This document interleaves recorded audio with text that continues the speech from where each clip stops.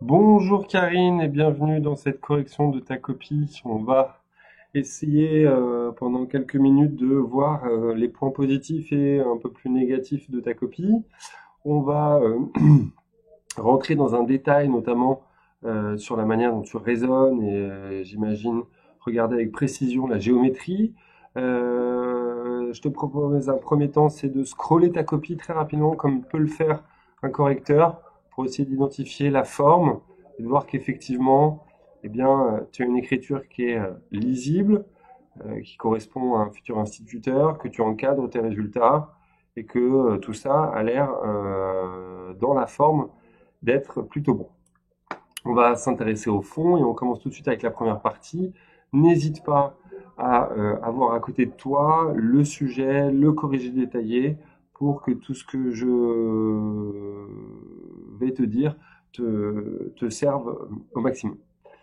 Le fond du parallépipède, attention aux fautes d'orthographe, parallépipède c'est avec un seul R, est un rectangle de 81 Le calcul du plus grand commun multiple, le PGCD, c'est pas un multiple, c'est un diviseur, hein, attention. C'est un diviseur qu'on va rechercher. Il va falloir donc trouver les facteurs premiers de 96. Ça, c'est correct. Ça, 156, c'est... Ah non, ça, 156, c'est pas 18 fois 2. C'est bien 78 fois 2. On va augmenter un petit peu l'épaisseur du trait quand même. Hop, voilà. Donc là, il y a une erreur. Du coup, 156, c'est pas 3 au carré fois 2 au carré, puisque 3 au carré fois 2 au carré, ça fait 36. Hein. Donc 156, c'est 78 fois 2. On descend. Coup de chance, tu trouves que le PGCD, c'est bien 12, puisque les facteurs communs te donnaient bien un PGCD à 12. Donc là, tu perds clairement la moitié des points. Hein, question qui était sur 0,5, tu trouves que tu auras que 0,75. Le nombre de paquets qu'on peut disposer est 2. On calcule le plus petit commun de valeur. C'est correct. Tout ça, c'était correct. La masse, pour 2300 grammes, on a un volume de 1400.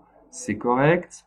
Donc pour ça, tu prends un point et un point. Je vais les noter tout de suite ici. Un point et un point ici.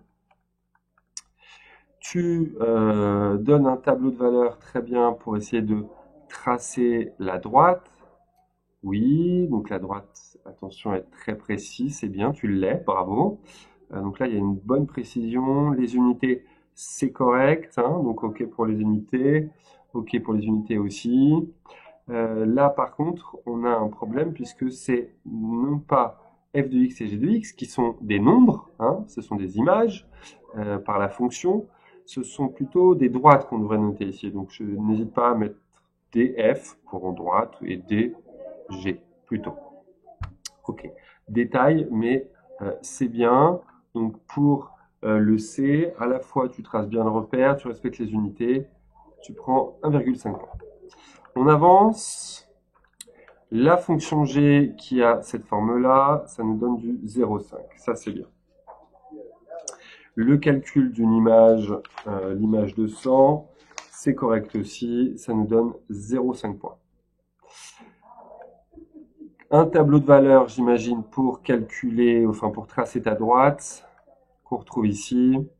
Effectivement, qui passe par 1, 2, 3, 150, c'est très bien. Et un autre point particulier, c'est très bon. Donc là, c'est un point pour le tracé de cette droite. D'après le graphique, la valeur du volume de lessive pour laquelle les deux paquets ont la même masse se trouve à l'intersection des droites. Alors là, encore, c'est bien DF et DG. Mais la valeur que tu trouves, tac, tac, tac, tac, tac, tac, excuse-moi, c'est bien 1500, c'est tout à fait correct, c'est ça. Donc là, 0,5 points. Par le calcul, quand est-ce que la solution 1 est plus grande que la solution 2, donc c'est correct, seulement on demandait du inférieur ou égal. pardon, du strictement inférieur, c'est pas ce que tu as fait ici, ce qui doit se retrouver ici, voilà. Donc tout ça c'est faux, c'est du strictement inférieur, mais le résultat est correct. Tu prends donc du coup un point sur le point et demi qui était distribué. Je vérifie juste effectivement, toc, que là il y a une information que tu m'as donnée.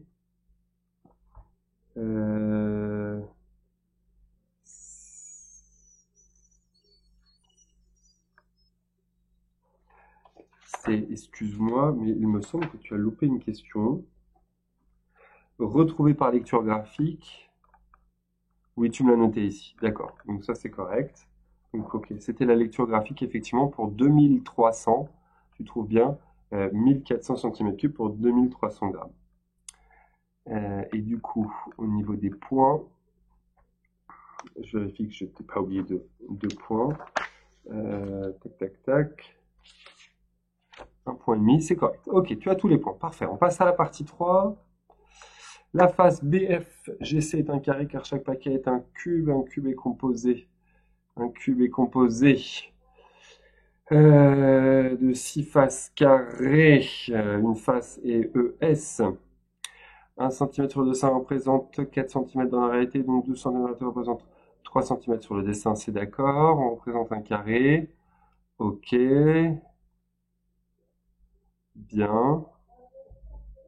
Ce qui me semble un petit peu étrange. Ok. D'accord. Donc ça c'est correct. Attention, peut-être c'est pas utile de mettre ça, hein, et de mettre ça, étant donné que tu as déjà mis le codage. Mais bon, centimètres. Puis il a mesuré 3,5 cm sur une des perpendiculaires à l'aide du compas. Il a ensuite joint tous les points obtenus pour former ce rectangle. Il n'a pas reporté 3,5 cm sur le deuxième perpendiculaire, ce qui lui donne un tracé peu précis. Alors, en didactique, on ne demande pas d'expliquer ce qu'a fait l'élève. En didactique, on te demande d'expliquer quelles sont les erreurs qu'ont fait l'élève, pourquoi potentiellement il les a faites, qu'est-ce qui l'a amené à faire cette erreur, et qu'est-ce qui potentiellement pourrait l'aider à ne plus faire cette erreur. Donc, la technique en didactique qui consisterait à dire l'élève fait ça, puis ça, puis ça, puis ça, en étant très flou et en employant des mots qui sont, excuse-moi, mais parfois un petit peu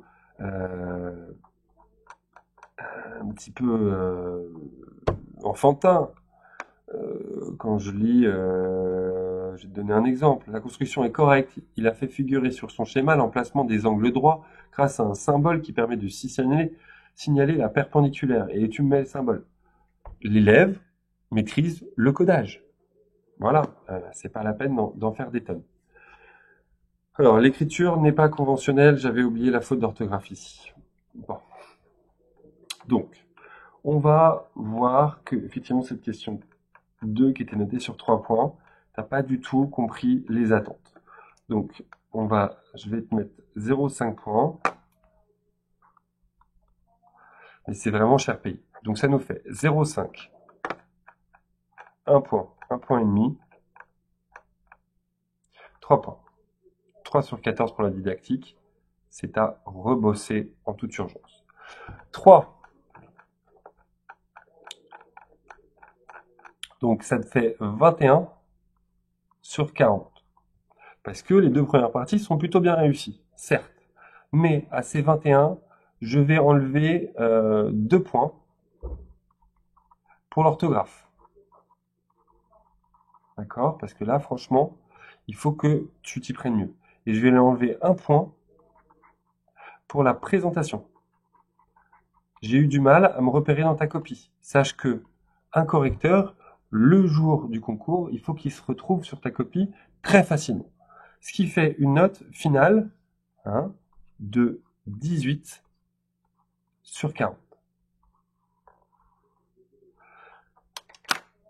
Deux conseils. Premier conseil, la forme. Tu peux très facilement progresser en faisant attention à l'orthographe. Une relecture attentive, le dernier quart d'heure est consacré à une relecture mot par mot, accord par accord de ta copie. Tu ne peux pas te permettre de faire des fautes d'orthographe alors que tu vas enseigner l'orthographe. Deuxième chose, la didactique, il faut la travailler en toute urgence, hein, et comprendre quelles sont les attentes. L'objectif, c'est pas de faire de la paraphrase de ce que tu vois, mais bien d'utiliser les propriétés et les connaissances de la didactique. Là, il faut absolument que tu t'y mettes très sérieusement d'ici le concours. Dernière chose, euh, il faut que tu revoies la méthode du vrai-faux, le contre-exemple, la réciproque, tout ça parce que c'était encore un peu léger. Bon, 18 sur 40, c'est pas une très bonne note, mais clairement, avec un peu de boulot, je suis sûr que tu vas pouvoir bien progresser pendant 3 semaines. Bosse de toute urgence la didactique, la didactique, la didactique, la didactique. Essaye de trouver des contenus qui te permettent de te mettre en situation et d'amener des observations, des analyses beaucoup plus fines que ce que tu as pu donner. Karine, je te souhaite une bonne fin de préparation et je te dis sûrement à très bientôt.